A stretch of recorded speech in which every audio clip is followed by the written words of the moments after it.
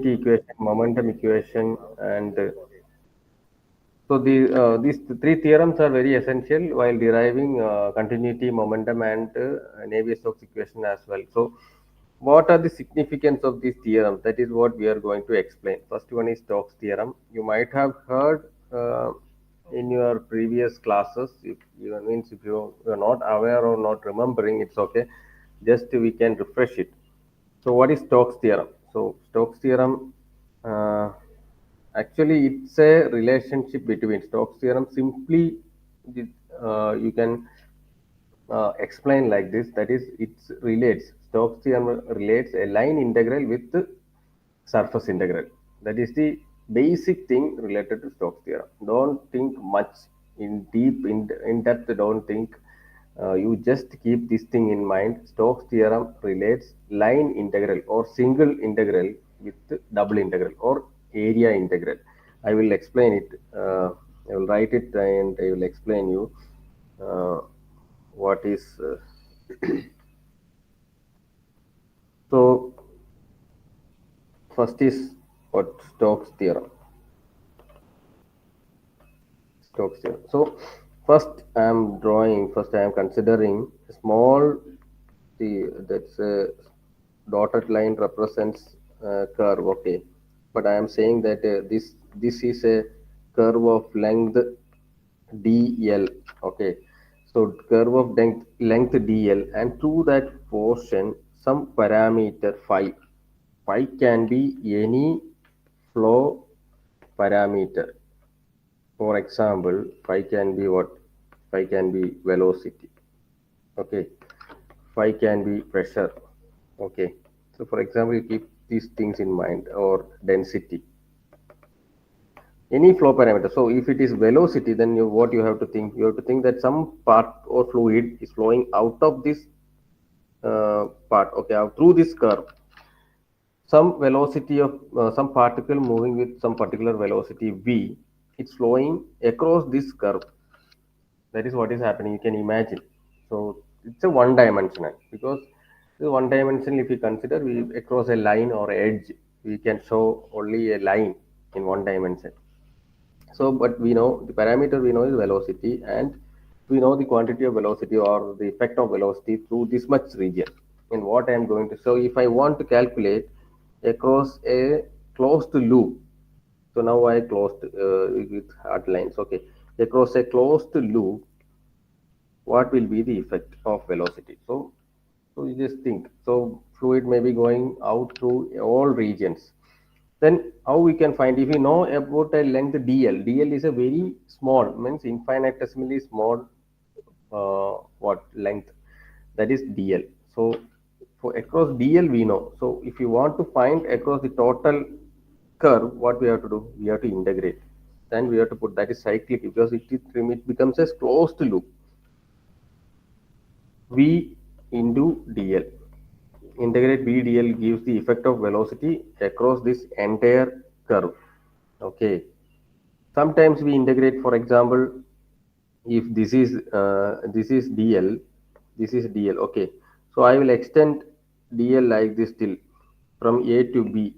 Then what is the effect? We will write integral a to b v dl is the effect. What is total effect of v across from a to b, integral a to b. But here in this case it is going starting from here, and it is creating a loop, closed loop. So I put here it is a cyclic integral. Cyclic integral v dl is the effect across the closed loop. Now you can imagine that this closed loop now encloses an area. These are this area. So that closed loop encloses an area, and I can assume it's infinitesimally small area here. See, this is the small area, and this area I represent it as dA, and this area is having a normal unit normal vector n cap. So area, or always we can represent as a vector which is having a unit normal or unit normal vector, which is not that if it is this n will be perpendicular to the surface. In Screen you because I can't draw it perpendicularly, so I am representing it as n cap with this arrow. But actually, this n cap is the unit vector which represents the direction, which is normal to that area, and something flowing out of that area will be in the direction of that unit vector only. So that you have to imagine. Okay, so little bit imagination is very much required. And so now this small, we started with the dl, very small length dl, infinitesimally small length dl, then we make it as a closed loop. Now it is enclosing, that loop is enclosing an area, and I am assuming a small infinitesimally small area within that region, which is of a, means quantity that represented by dA. That area is dA. Okay, now so through this area some velocity is coming out. So that is that you have to imagine. Okay, earlier we imagined across this dl velocity of fluid or some flow parameter. It can be anything. For in general we will represent it as phi. Phi means any flow parameter. Phi is coming out through the dl. So now through dA this phi is coming out. Or yeah, if you are assuming dA phi as velocity, then some fluid is coming with some velocity v through this area. Okay, so now what we will write entire area to find the velocity effect across the entire area. So we have to do calculate like this. So to find to find to calculate the effect of velocity, or for that phi, it can be phi, velocity or any flow parameter. Here it phi is velocity through the total area. What we have to do, we have to double integral. So we have to integrate, and that is nothing but del cross v dA. Okay, so the effect of velocity across the total area, this hashed area, will be the double integral of del cross v dA. Okay, now what Stokes theorem says is that Stokes theorem says, I will go back to the Stokes theorem says both this phi dot dl, that is the effect along the curve, that is what phi dot dl is equal to double integral of del cross phi dA. That is what, because these two things you can consider now. See, phi dot dl, here it is, phi is nothing but velocity. Phi dot dl is equivalent to this single integral phi velocity dot dl, or phi dot dl is equal to double integral del cross velocity or phi into dA. So this is the Stokes theorem explains the relationship between single integral of something phi dot across a small length dl is nothing but double integral of del cross phi dA.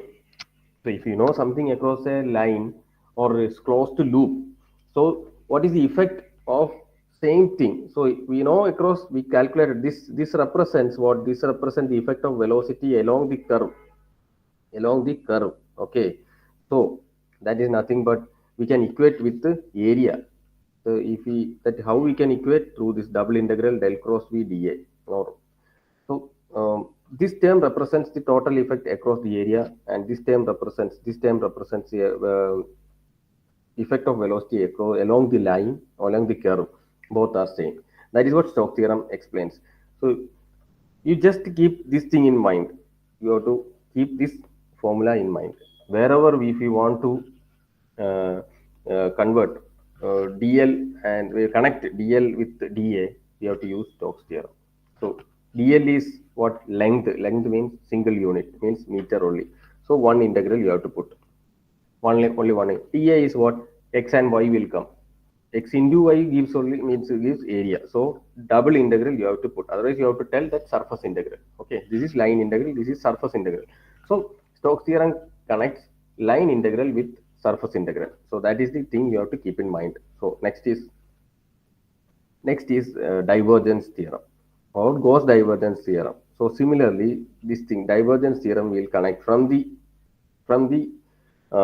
this equation. You can see what is divergence. It connects double integral versus triple integral. That means it connects area versus volume, area and volume. dA is a small area, dV is small volume. So how it is connected? That we have to by heart this thing, this expression. Actually, this expression we have to by heart. Now, before that, how it comes? So you have to assume a spherical ball. You have to assume a spherical ball, and so if you assume a spherical ball and you are marking a small area over that ball, spherical ball, you are marking a small area dA like this dA like this you are marking on the ball. This is a spherical ball. Okay, so this is a spherical. So this thing is a spherical. This is a spherical ball, but front view means it's a circular.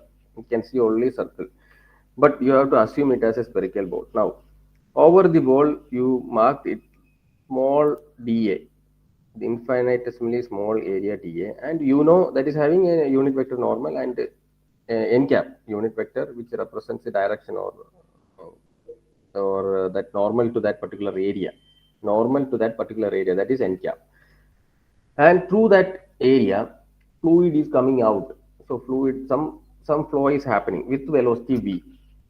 So if you double integral, if you take the double integral or surface integral of the small area, it will become the what it will become? It will become total surface area of that sphere. So we are getting the effect of velocity over the entire area of that particular sphere through double integral, with the help of double integral. Now that double integral, we got the effect over the area. Now we have to connect that double integral over that area with the volume integral, that is triple integral dv, that we have to both we have to connect. How we connect? How we have to connect? So that expression is given here. So this thing you have to by heart. It's actually first you will find little difficulty in writing that things, but once you by heart it, or you once you get some clue or idea, then you can write it. So cyclic integral of what is that? Phi dot dA, cyclic integral of phi dot dA. I will check it. This phi dot dA. Okay, so cyclic integral of phi dot dA, that is nothing but triple integral of del dot phi into dv. See, both are same, almost similar. See, you can see that here phi dot dA, del dot phi dv. Here what is happening? Uh, Phi dot dl, del cross phi. This cross, red mark I given, red del cross. This cross you have to keep in mind, and here the difference is only that dot. Both are dots. Left hand side, right hand side dots. Now you have to think that both are scalar on left hand side and right hand side. So phi is a scalar. Phi is a vector.